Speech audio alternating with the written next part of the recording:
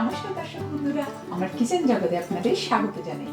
তো আজকে আমরা বানাতে চলেছি একটি অতি সুস্বাদু, একটু রিচ, অতি জনপ্রিয় একটি ভারতীয় রেসিপি, যেটা হলো ভুনা, মিট ভুনা। আমি এক্ষেত্রে ল্যাম্বের মাংস ইউজ করছি, আপনারা চাইলে মাটন, বিফ, চিকেন যে কোনো মাংস ইউজ করতে পারেন। ভুনা রেসিপিটি এতই পপুলার যে পাকিস্তান দাবি করে এটা তাদের থেকে অরিজিনেটেড রেসিপি, ইন্ডিয়া দাবি করে ইন্ডিয়া থেকে অরিজিনেটেড রেসিপি, বাংলাদেশ দাবি করে বাংলাদেশের থেকে অরিজিনেটেড রেসিপি। এর পিছনে একটাই রহস্য, সেটা হচ্ছে রেসিপিটি অতীব সুস্বাদু, সবাই পছন্দ করে। একটু রিচ হলেও রেসিপিটি নিশ্চয়ই আপনারা ট্রাই করবেন, যে কোনো অনুষ্ঠানের জন্য খুব ভালো রেসিপি। তো চলুন দেরি না করে ঝটপট শুরু করি।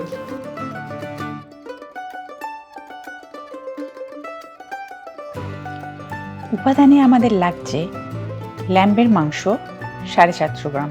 আমি বোনলেস ল্যাম্ব ইউজ করেছি, আপনারা মাটন, বিফ যা ইচ্ছে ইউজ করতে পারেন। মাংসটাকে প্রথমে আমরা কেটে 1 থেকে 1.5 ইঞ্চি টুকরের সাইজ করে নিচ্ছি, ধুয়ে রেখে দেবো সাইডে।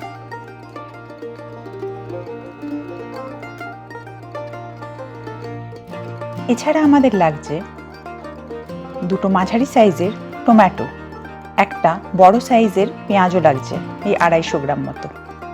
রসুন আমাদের লাগছে 7টা বড় টুকরো, আদা লাগছে 2 ইঞ্চি সাইজের একটা টুকরো।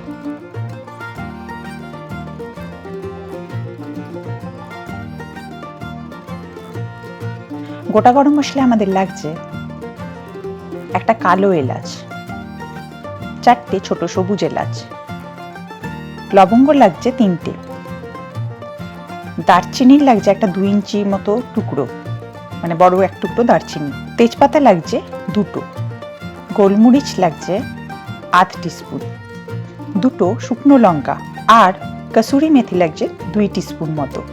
গুঁড়ো মশলায় আমাদের লাগছে হলুদ 1 চা চামচ, প্যাপ্রিকা লাগছে 3 চা চামচ, ধনে গুঁড়ো লাগছে 2 চা চামচ,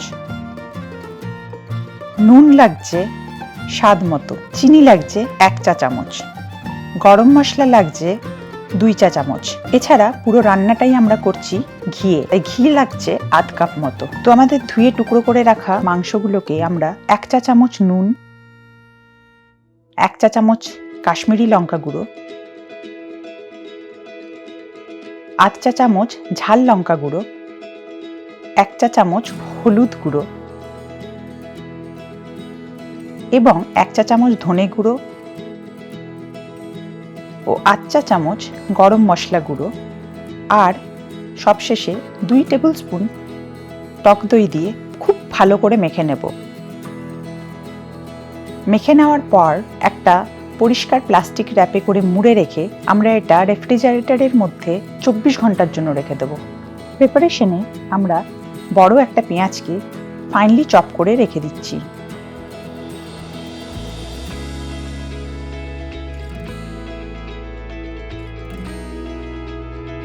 এছাড়া 2টো টমেটোকেও আমরা রাফলি চপ করে রেখে দিচ্ছি।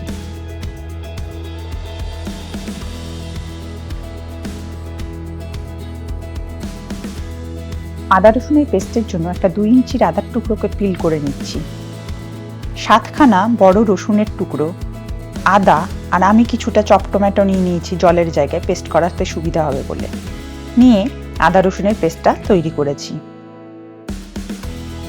হোল স্পাইসগুলোকে, মানে জায়ফল ও কসুরি মেথি বাদে বাকি সমস্ত হোল স্পাইসগুলোকে একটু থেতো করে নিয়েছি হামানদিস্তায়।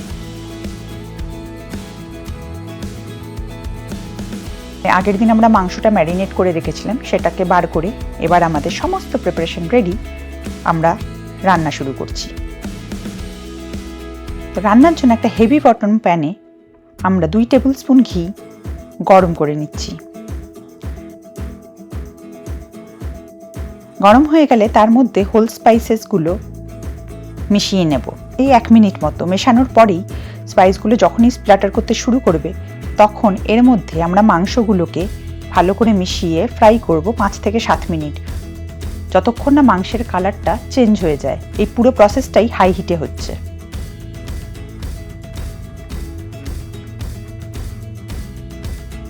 মাংসের কালার চেঞ্জ হয়ে গেলে মাংসটাকে আমরা তুলে সরিয়ে রাখবো।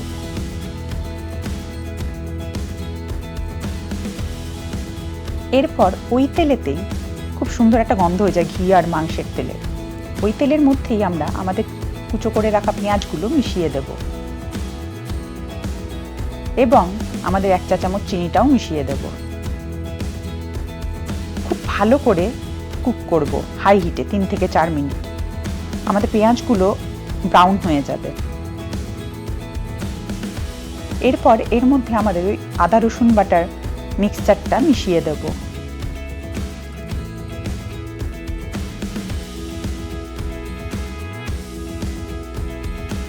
খুব ভালো করে মিক্স করে 1 মিনিট খানেক পরে আমরা চপ টমেটোগুলোকে অ্যাড করে দেব। এই যখন আমরা টমেটো মেশাচ্ছি এই সময় আমরা 1 চা চামচ মতো আরো নুন মিশিয়ে দেব রান্নাটায়। খুব ভালো করে মিক্স করে নেব। মিনিট 5 লাগবে, যতক্ষণ না টমেটো একদম ম্যাশড হয়ে যায়।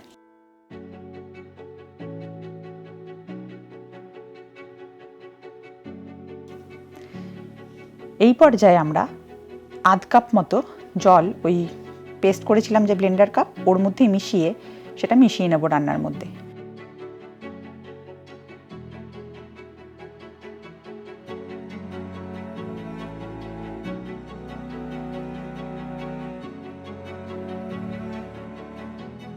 খুব ভালো করে মিক্স করে নেওয়ার পর এর মধ্যে আমরা ভেজে রাখা যে মাংসের টুকরোগুলো সেগুলো মিশিয়ে নেব। খুব ভালো করে এই টমেটো পেঁয়াজের মিক্সচারের সাথে মাংসটা মেশানোর পরেই এর মধ্যে আমরা আমাদের বাকি গুঁড়ো মশলাগুলো মিশিয়ে নেব। মানে এই 2 চা চামচ পাপরিকা বা কাশ্মীরি লঙ্কা গুঁড়ো ও 1 চা চামচ ধনে গুঁড়ো। খুব ভালো করে মেশানোর পর আমরা এটাকে কভার করে নিয়ে 40 মিনিট মতো এই মিডিয়াম থেকে লো হিটে কুক করব। মাঝে একটু চেক করে নেবেন যাতে বটমটা না ধরে যায়। মিনিট 40 পরে মানে আমাদের রান্নার সর্বশেষ পর্যায়ে আমরা হাফ টেবিল স্পুন মতো গরম মশলা গুঁড়ো, 2 চা চামচ কসুরি মেথি ও জায়ফলের একটু পাউডার গুঁড়ো করে নিয়ে মিশিয়ে নেব।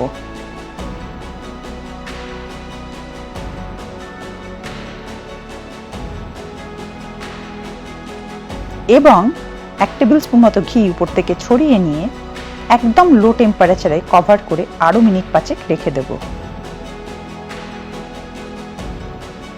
আলাদা একটা পাত্রে আমরা 1 টেবিল স্পুন মতো ঘি গরম করে নেব। সুইচ অফ করে দেব গ্যাসটা এরপর, এবং তারপরে আমরা ওতে 1 চা চামচ কাশ্মীরি লঙ্কা গুঁড়ো মিশিয়ে দেব।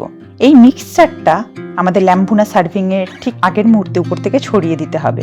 খুব ভালো একটা স্মোকি ফ্লেভার আসে আর ভীষণ সুন্দর কালার হয়। একদম রেস্টুরেন্টের লুক হয় আর টেস্ট রেস্টুরেন্টের চেয়ে অনেক ভালো হয়।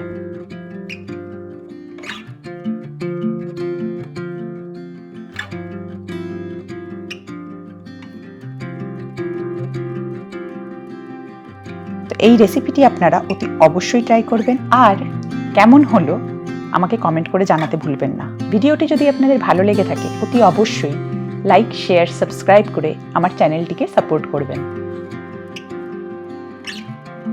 আবার কয়েকদিনের মধ্যেই হাজির হচ্ছি নতুন একটি রেসিপির সাথে। ভালো থাকবেন, ধন্যবাদ।